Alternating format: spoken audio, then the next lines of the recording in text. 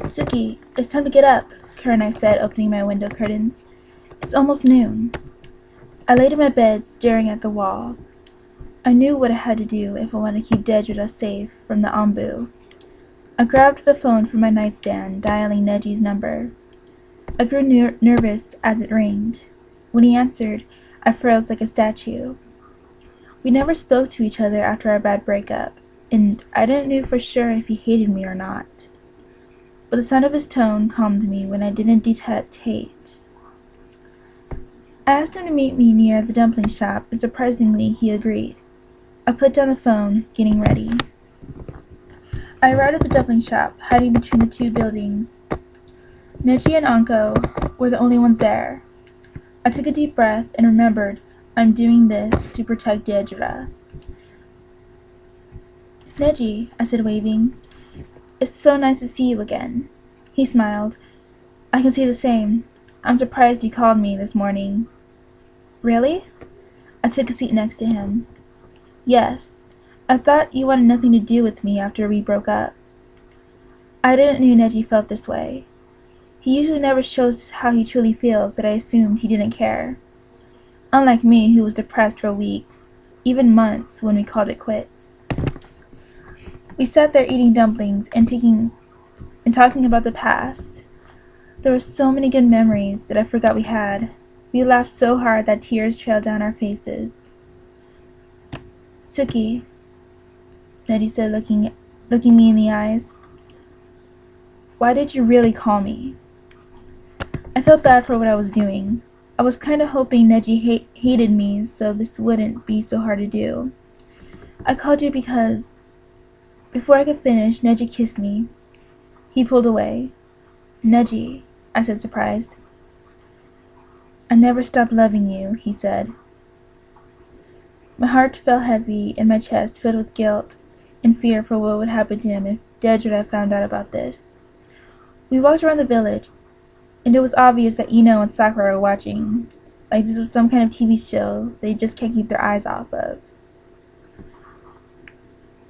When I looked at the time, I noticed I was running late to meet up with Deidara. Neji, I have to go. Tsunade asked me to do this mission before I called you, and I'm running a little late, I said. He kissed my lips again, then I was off. When I was at the spot, Deidara was sitting on a tree branch, sleeping. Hey, I yelled. He began to wake up, looking down at me. What took so long? He yawned. Kurenai had me helping her with some things. I hated lying to him. Deidara jumped down from the tree, landing on his feet. The air turned cold as I shivered a little. He took off his Akatsuki jacket, wrapping it around my shoulders. Well, we still have time to sit on our picnic blanket and stare at the empty sky. We laid on the ground in each other's arms, watching the light blue sky turn into dark which glittered with stars. Deidara, a voice said behind us. We got up to find Pain and Itachi Uchiha sitting there. This is where you were when the meeting went on a few hours ago? Pain's eyes weren't focused on me.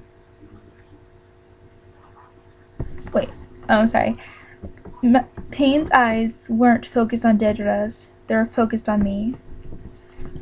I knew how bad he wanted me to see me dead in front of him, so he wouldn't have to deal with this. And he would have done it too if Itachi wasn't around to stop a soon-to-be war with the two guys.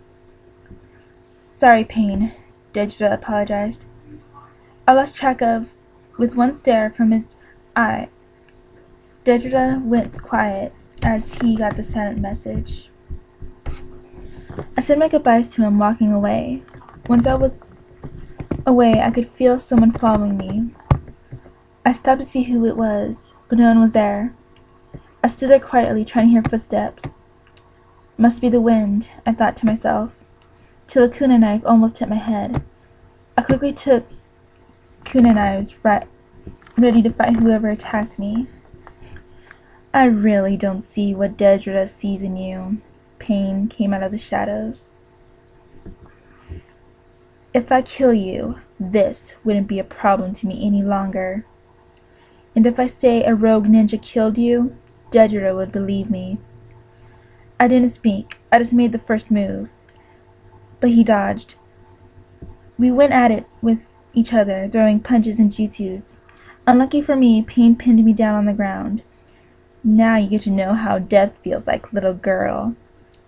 He lifted the kunai knife with his hand in the air, striking it toward my chest. When the sharp pointed tip was on my shirt, I noticed another hand. It was Itachi's. If you kill her, Deidara will go on a rampage, and whatever story you tell him will have him distracted from getting the three tails. Pain was silent, then he got off me. Damn. You're right, Itachi. He looks down at me. Count yourself lucky this time, but the next I will see you dead.